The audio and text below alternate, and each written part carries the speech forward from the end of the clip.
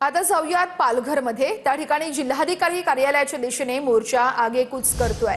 पालघरमध्ये भारतीय कम्युनिस्ट पक्षाचा हा मोर्चा आता आगेकूच करत असल्याचं आपण दृश्यांमध्ये बघू शकतो आणि अगदी थोड्याच वेळामध्ये पालघर जिल्हाधिकारी कार्यालयावरती हा मोर्चा धडकणार आहे। पाणी, जंगल, जमीन याशिवाय विविध 12 प्रश्नांसंदर्भात, विविध 12 मागण्यांसंदर्भात हा मोर्चा या ठिकाणी धडकणार आहे। भारतीय कम्युनिस्ट पक्षाचा मोर्चा आता पालघर जिल्हाधिकारी कार्यालयावरती धडकणार असल्याचं कळतंय। तर पाणी, जंगल या व्यतिरिक्त जमीन आणि विविध 12 मागण्यांसाठी हा मोर्चा असणार आहे।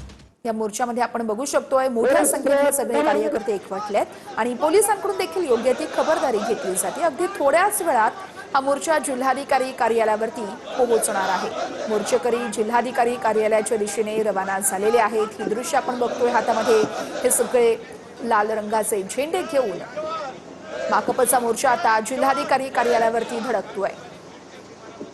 सकाळी 11:15 वाजता निघालेला मार्क्सवादी कम्युनिस्ट पक्षाचा मोर्चा हा आता जवळपास 10 किलोमीटर पर्यंत पोहोचलेला आहे आणि या मासवण ब्रिजवरती हा जो मोर्चा आहे हा या ठिकाणी आलेला आहे। आपण बघू शकता पालघरच्या दिशेने कूच करताना आपल्याला पाहायला मिळत आहे। सलग हे जे मोर्चेकरी जे आहेत हे उन्हाच्या कडक उन्हामध्ये हे मोर्चेकरी चालताना आपल्याला पाहायला मिळत आहेत। कुठेही मोर्चेकऱ्यांमध्ये अजिबात थकवा आपल्याला जाणवत नाहीये आणि आपल्या ज्या मूलभूत ज्या समस्या आहेत ह्या बघतात।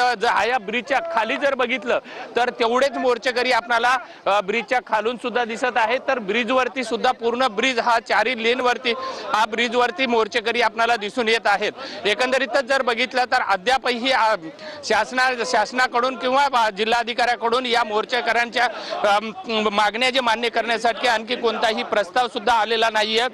ही मोर्चेकरी जे आहेत हे जिल्हाधिकारी कार्यालयाकडे आता कूच करताना आपल्याला पाहायला मिळत आहेत। जवळपास 3 तासाच्या नंतर हे मोर्चेकरी जे आहेत हे पालघर जिल्हा अधिकारी कार्यालयावरती धडकतील आणि त्यानंतर यांची रूपरेषा जी आहे ही या ठिकाणी ठरेल असं आपल्याला एकंदरीत दिसतंय। व्हिडिओ जर्नलिस्ट हरीश नेगीसह विजय गायकवाड, TV9 मराठी।